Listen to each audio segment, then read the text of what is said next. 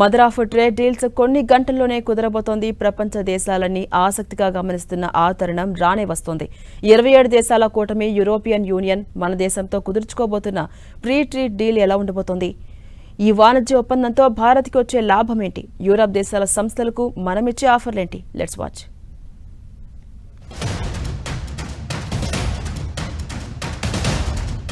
India ఓ torch bearer. Republic day వేడుకల్లో European Union chief ప్రకటన ఇది. ఎవరు ఒప్పుకున్నా ఒప్పుకోకపోయినా ఇండియా ప్రపంచానికి ఓ అవసరం. భారత్తో EU డీల్ అందుకే.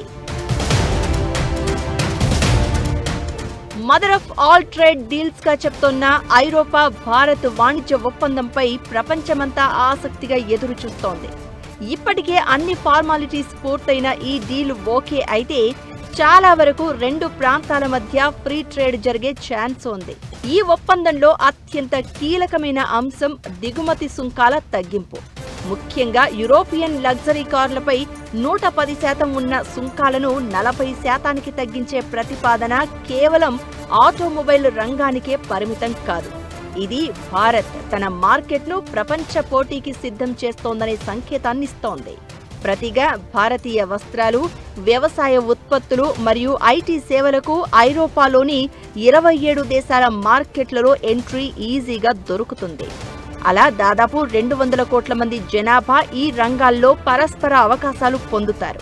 అలానే ప్రపంచ GDPలో 25% ఈ రెండు ప్రాంతాల నుంచే వస్తోంది. దీంతో ఈ డీల్ ప్రపంచ ఆర్థిక ముఖ చిత్రాన్ని మార్చే సత్తా ఉంది. టెక్స్టైల్, లెదర్, ఫుట్వేర్ వంటి రంగాలకు యూరప్ మార్కెట్లలో భారత్ ఎగుమతులపై ఎలాంటి సుంకం ఉండదు. దాంతో బంగ్లాదేశ్, వియత్నాం వంటి దేశాలతో భారత ఎగుమతిదారులు ధీటుగా పోటీ పడవచ్చు. వైన్, ఇతర మద్యపాన పానీయాలపై టారిఫ్ తగ్గించాలని EU డిమాండ్ చేస్తోంది.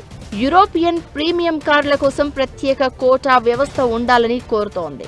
దీంతో మంగళవారం ప్రధాని మోదీతో జరగనున్న 16వ భారత్ EU శిఖరాగ్ర సమావేశం ఓ కొత్త శకానికి ప్రారంభం కానుందనే అంచనాలు ఉన్నాయి. దాదాపు దశాబ్ద కాలంగా పెండింగ్లో ఉన్న ఫ్రీ ట్రేడ్ అగ్రిమెంట్పై సంతకం పడితే అది కేవలం వాణిజ్య ఒప్పందంగానే కాకుండా భారత్ ఐరోపాలను కలిపే బలమైన ఆర్థిక వారధిగా మారుతుంది. గణతంత్ర వేడుకల్లో ప్రతిధ్వనించిన ఈ స్నేహ గీతం రాబోయే దశాబ్దాల్లో ప్రపంచ ఆర్థిక వ్యవస్థకు కొత్త దిశను చూపిస్తుందని చెప్పడంలో ఎలాంటి సందేహం లేదు.